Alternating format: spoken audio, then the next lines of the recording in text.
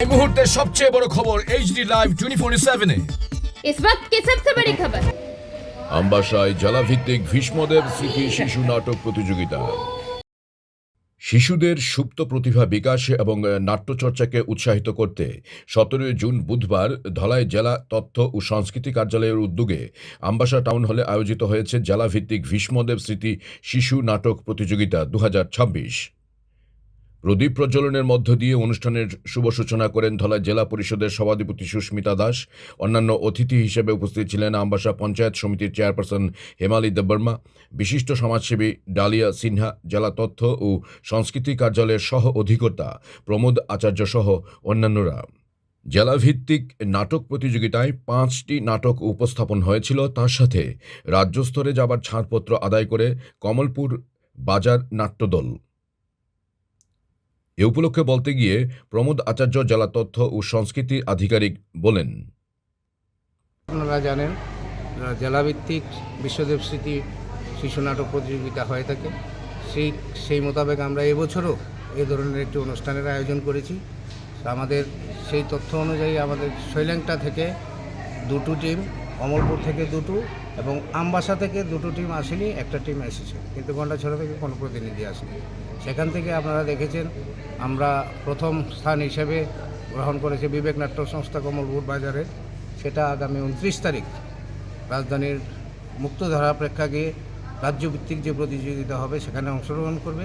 সেখান থেকে যে পুরস্কৃত হবে তারপর রাজ্য সরকার চিন্তা ভাবনা করে ওনাদের ব্যাপারে একটা সিদ্ধান্ত নেবেন, কোথাও পাঠানো যায় কিনা ন্যাশনাল লেভেলে।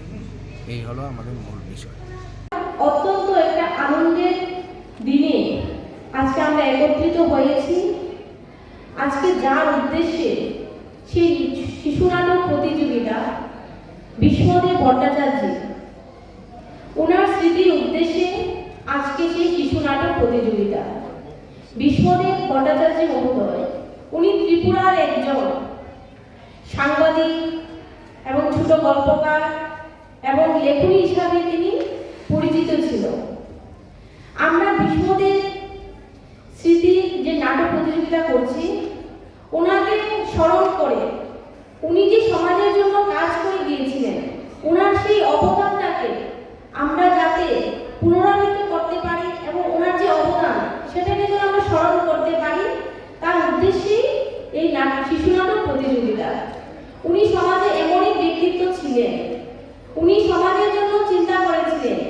সমাজের যে পিছিয়ে পড়া অংশের মানুষ এবং মানুষের জীবনে যে অর্থনৈতিক সংকট এবং বিভিন্ন প্রতিবন্ধকতার মধ্য দিয়ে আমাদের জীবন কিভাবে পরিচালিত হচ্ছে, আমরা অনেক সময় দেখি যে সমাজের যারা ভালো কাজ করে ওদেরকে আমরা চিনি এবং যারা সামনে থেকে কাজ করে ওদেরকে চিনি, কিন্তু ভীষ্মদেব এমন এক ব্যক্তিত্ব ছিলেন যিনি সমাজে একজন সাংবাদিকতার পাশাপাশি সমাজের যে পিছিয়ে পড়া মানুষ, সেই মানুষের কথা তিনি চিন্তা করেছিলেন।